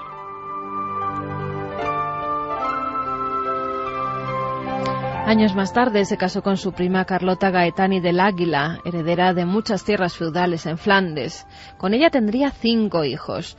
Raimundo fue nombrado caballero de la Orden de San Genaro, una condecoración reservada solo a una élite muy seleccionada. Dentro de la corte contaba con grandes amigos, como el rey de España, Carlos III, al que fabricó un arcabuz y confeccionó una capa impermeable para que no se mojara durante sus cacerías. Dentro de la corte tuvo permiso para acceder a libros prohibidos, a tratados de alquimia, masónicos, científicos, filosóficos. Con esos nuevos conocimientos llevó a cabo nuevos retos. Preparó medicamentos, realizó una prensa que imprimía en varios colores e incluso inventó la llama eterna. La Lumen Eterna es un invento interesante porque él empezó a tratar el tema de la química con lo que se llama palingenesis o palingenesia, que era algo así como intentar resucitar a los seres vivos desde sus cenizas. Eso generó un conocimiento de los fósforos que le permitió crear la Lumen Eterna, o sea, una luz que nunca se extinguía y que podía llevarla en cualquier lugar y en cualquier ocasión, y que ibas a tenerla sin necesidad de una llama para iluminar.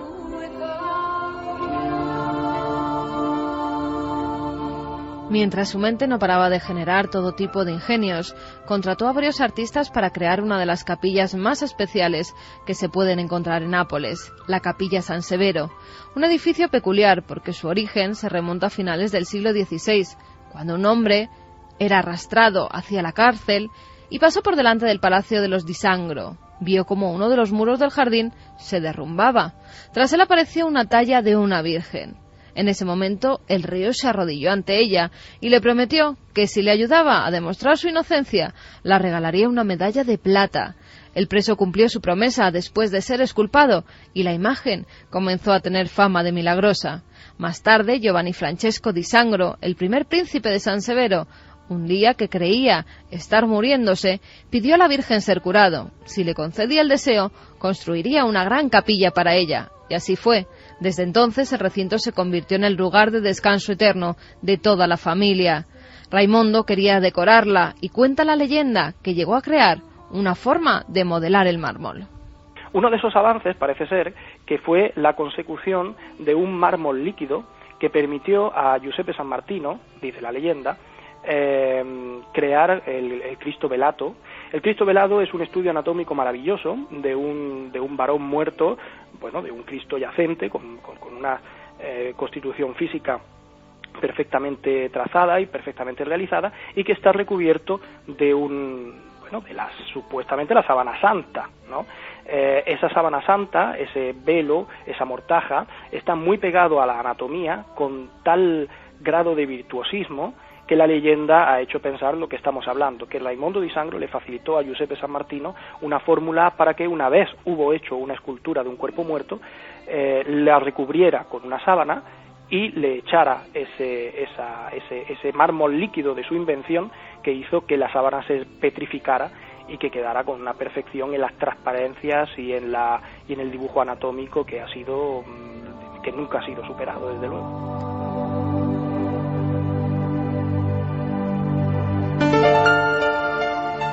Pero la sociedad empezó a sospechar de él. Se rumoreaban todo tipo de cosas, que tenía trato con el maligno, que era un brujo, alquimista, y la nobleza que tanto le había apoyado comenzó a darle la espalda, e incluso sus obras fueron prohibidas por la Congregación del Índice de Libros Prohibidos.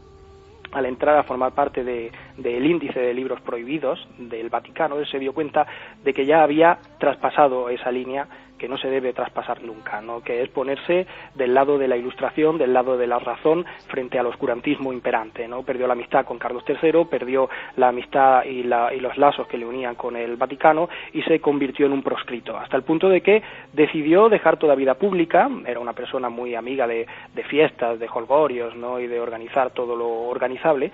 Dejó la vida pública y se encerró directamente en su laboratorio para dedicar sus últimos 20 años de vida a la investigación en alquimia, en química y en todas las ciencias a las que llegó a un altísimo nivel.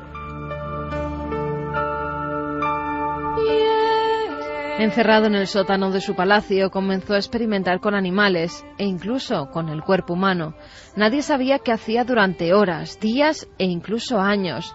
Allí estaba, encerrado en el palacio, con todo tipo de líquidos y ungüentos llenando sus mesas, buscando hacer al hombre eterno, y parece que en cierta forma lo consiguió, con sus máquinas anatómicas. Son en realidad dos cuerpos, de un hombre y de una mujer, en los que podemos ver, porque cuando visitamos la capilla de San Severo, las encontramos dentro de un armario, de unos armarios con unos cristales, con unas cristaleras, y son, como digo, dos esqueletos de un hombre y de una mujer que descarnados totalmente y que conservan en un estado perfecto todas las venas y todas las arterias petrificadas. Estamos hablando también de conceptos alquímicos, porque sabemos que esa transformación de la materia de sólida a líquida, a gaseosa, esas transformaciones matéricas, ese cambio de la materia, ¿no?, fue lo que él consiguió hacer, petrificar las venas y las arterias de un hombre y de una mujer y conservar esos cuerpos para el estudio de la ciencia. Eso es algo que a día de hoy no se sabe cómo pudo conseguirlo, no tenemos ni la más mínima idea.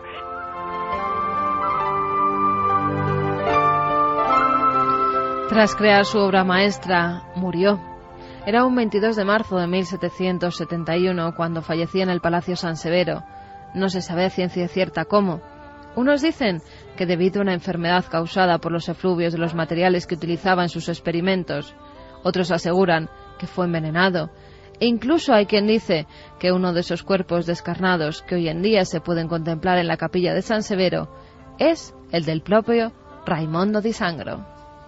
No se sabe qué fue lo que pasó con él, evidentemente. Se supone que en el 22 de marzo de 1771 fue víctima de alguno de sus experimentos. Hay quien dice que simplemente murió por ciertos efluvios químicos. Hay quien dice que probó en él cierta fórmula que le hizo también que se petrificara sus venas y sus arterias. De hecho, una de las teorías fantásticas afirma que el cuerpo de varón de esas máquinas anatómicas es realmente el del príncipe Raimondo di Sangro. Otras teorías afirman que el cuerpo del varón y el cuerpo de la mujer eran de dos criados que trabajaban para él y sobre los que experimentó. Sea como fuere, lo que sí que es cierto es que a partir de 1771 se pierde su pista, pero que no se conserva absolutamente ningún elemento corporal que podamos decir, mira, aquí está enterrado Raimondo di Sangro. No se sabe dónde está.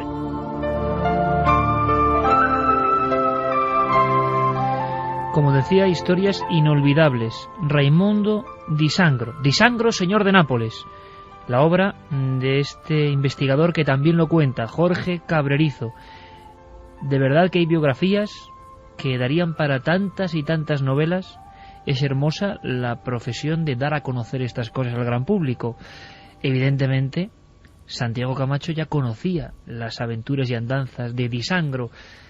Vaya historión, aunque ahora lo que viene a continuación, después de este paseo por ese Nápoles mágico, por esas esculturas que habrá que seguir investigando, Carmen, ¿qué pasó con este hombre? Se habló de que quizá alcanzó esa ansiada inmortalidad, y fíjate, ese fuego de Prometeo. Se llegó a decir que no solo esos dos cuerpos estaban acompañados, además, el cuerpo del hombre y de la mujer por un feto. Al parecer ella estaba embarazada, un feto que desapareció, no se sabe cómo.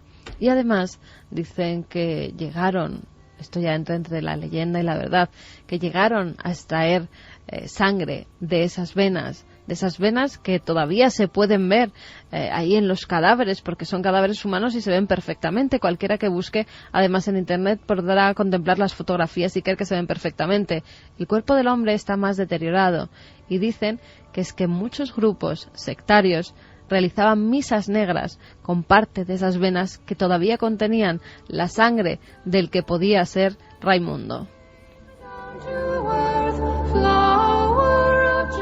Tú escribiste algún opúsculo por ahí antiguo de Raimundo di Sangro, no podía ser de otra forma, Santi. Pues sí, te comentaba que la única cosa publicada de ficción que tengo en mi carrera, que es un pequeño relato que me pidió nuestro amigo Jesús Callejo para una obra benéfica que estaba organizando, pues cuando estaba yo rompiéndome la cabeza sobre de qué puedo escribir un relato, la primera vez en mi vida, me surgió este personaje y inventé una historia sobre un asesino en serie que era sucesor, había descubierto los secretos de Raimundo de Sangro y dejaba petrificados tal como los había asesinado a sus cadáveres, ¿no?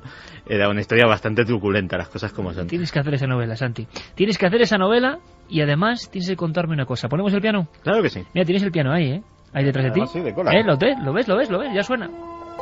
Hablamos de una noticia, Santiago, que, bueno, siempre ha estado ahí, pero parece que hay novedades. Expediente Marilyn, caso abierto. Expediente Marilyn.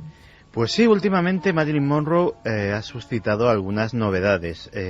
Una de ellas es un poco de estas historias de relaciones públicas, porque se está haciendo una película sobre la muerte de Marilyn Monroe, basada en el libro que hizo Lionel Grandison, que era asistente del doctor Thomas Noguchi, que fue el forense que hizo la autopsia, y en el cual pues revelaba no era nada especialmente nuevo, pero sí algunas interioridades de, por ejemplo, cómo desaparecieron las vísceras de Marilyn justo cuando iban a ser analizadas para hacerle un análisis de tóxicos, etcétera, etcétera. Entonces, bueno, a raíz de la hipótesis del presunto asesinato se está haciendo una película. Mucho más recientemente hemos recibido otra noticia, esta es ya de esta semana, y es una noticia curiosa porque en toda la historia que vamos a narrar esta noche hay dos personajes que son los hermanos Kennedy que tienen mucho que ver. Pues justo ahora mismo ha salido a la luz la única fotografía inédita de los dos hermanos Kennedy acompañando a Marilyn Monroe justo aquella noche del Happy Birthday President. Tiene ella todavía el vestido, mira, te lo enseño, ese vestido ceñido de lentejuelas, sí. Ese vestido mítico, y había muchas fotos de tanto John Kennedy como Robert Kennedy acompañando a Marilyn Monroe, pero lógicamente, o no tan lógicamente, los agentes del servicio secreto automáticamente, cuando detectaban que un fotógrafo hacía una instantánea del presidente con la actriz, pues confiscaban aquella cámara, velaban aquel carrete y nunca más se volvía a saber. Así que vamos a coger estas dos noticias importantes para hacer un pequeño repaso de ese gran misterio que, como el de Kennedy, curiosamente, dos personajes muy ligados, pues los libros de historia señalan como una cosa, en este caso un suicidio, pero la imaginación popular, y el pueblo a veces pues es soberano y en sus suspicacias, pues ha decidido pensar que puede haber sido otra cosa. Para introducirnos en el personaje y sobre todo para introducirnos en la complicada, tormentosa vida y psicología de Marilyn Monroe que la llevaron a su complicada y tormentosa muerte, nuestra compañera María Guerra nos ha hecho una semblanza muy gráfica de cómo era Marilyn, qué situación la rodeaba y cómo llegó a su final. Norma Jean Mortenson nació hace 84 años en Los Ángeles y, como contó en muchas entrevistas, no tuvo una infancia feliz. Yo creo que me criaron de manera distinta a un niño americano medio, ¿saben? Porque bueno, el niño americano medio es más o menos feliz. Ya sabes, ser feliz de eso se trata. Su madre y su abuela tuvieron enfermedades mentales, por lo que ella fue dando tumbos por hogares de acogida, donde sufrió abusos sexuales en varias ocasiones. A los 16 años se casó y a los 20 se divorció por primera vez. Los hombres al verme pierden la cabeza por mí. No lo juré. Y sin saber por qué, de pronto empiezan a hacer barbaridades. También lo creo. Les da la manía de que me case con ellos. A todos. No sé a qué obedecerá. Su belleza espectacular atraía a los hombres de una manera irresistible. Estaba trabajando en una fábrica de paracaídas cuando en 1944, y a los 18 años un fotógrafo militar la descubrió. Allí empezó su carrera hacia la fama, un camino jalonado de peajes sexuales y matrimonios con hombres que no la hicieron feliz. Quiero un hombre al que pueda mirar y admirar. No quiero que me intimide. Quiero que sea cariñoso conmigo.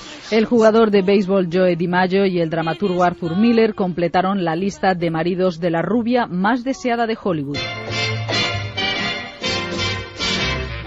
Los hermanos Marx, John Huston, Joseph Mankiewicz, muchos directores usaron su belleza en las películas, pero fue Billy Wilder quien sacó sus mejores interpretaciones en cintas como Con faldas y a lo loco y La tentación vive arriba. Voy a la cocina a vestirme. ¿En la cocina? Cuando hace tanto calor como hoy, ¿sabe lo que hago? Meto la ropa interior en la nevera. Wilder adoraba el resultado de su trabajo, aunque conseguirlo era un suplicio. Marilyn abusaba de los tranquilizantes y el alcohol para superar su inseguridad ante la cámara. ¿Qué va a tomar? Ha venido a eso, ¿no? Oh, sí. Bebo como un pez. ¿Tiene ginebra? Desde luego. Murió el 5 de agosto de 1962 a los 36 años, víctima de una sobredosis de barbitúricos.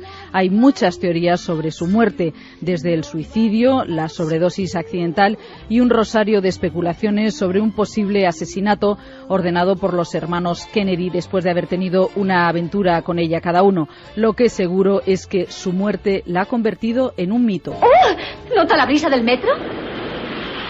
¡Qué sensación! Refresca los tobillos, ¿verdad?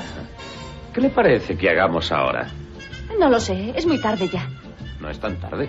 La cuestión es que mañana es mi gran día. Debería dormir.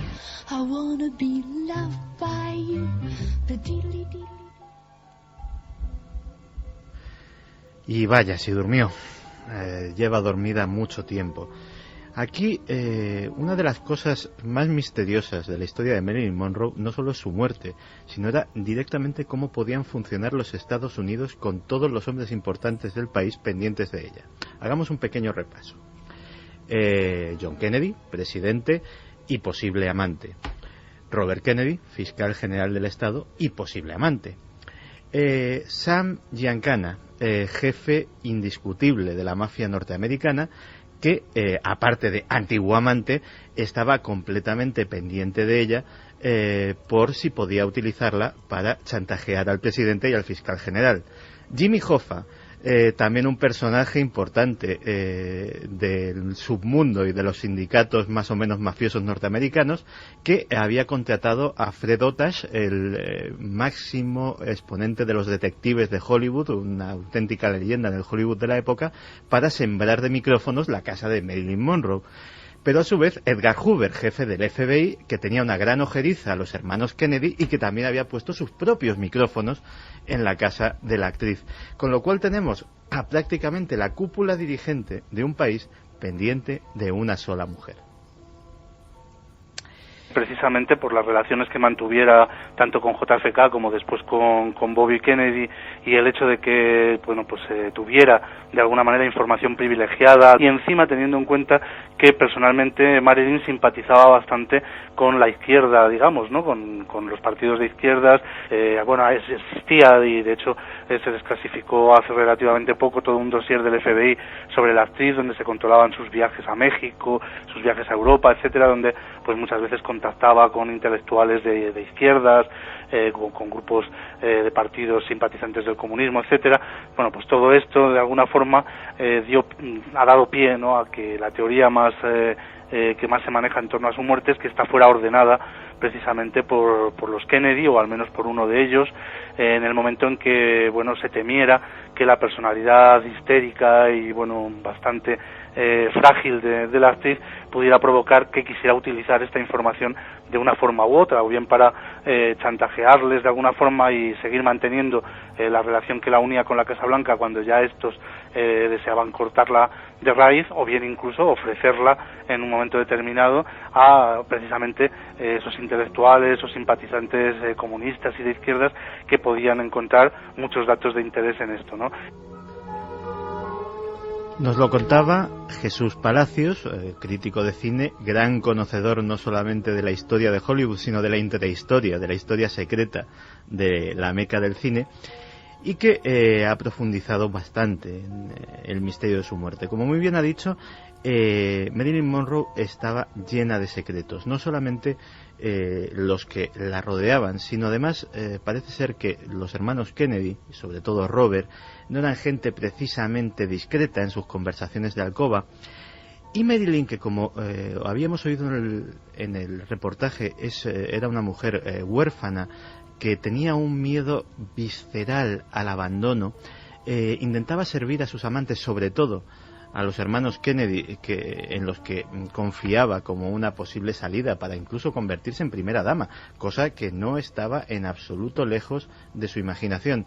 Pues ella todo lo que le decían lo apuntaba en una libretita roja, no con afán de chantajear, sino para que al día siguiente, cuando le comentaban un tema, le hablaban de Fidel Castro, de las pruebas nucleares, de los rusos, ella automáticamente iba a la biblioteca, consultaba periódicos, intentaba informarse para tener temas de conversación, para poder entretener a sus hombres casi como una geisha, para que ellos nunca la abandonasen.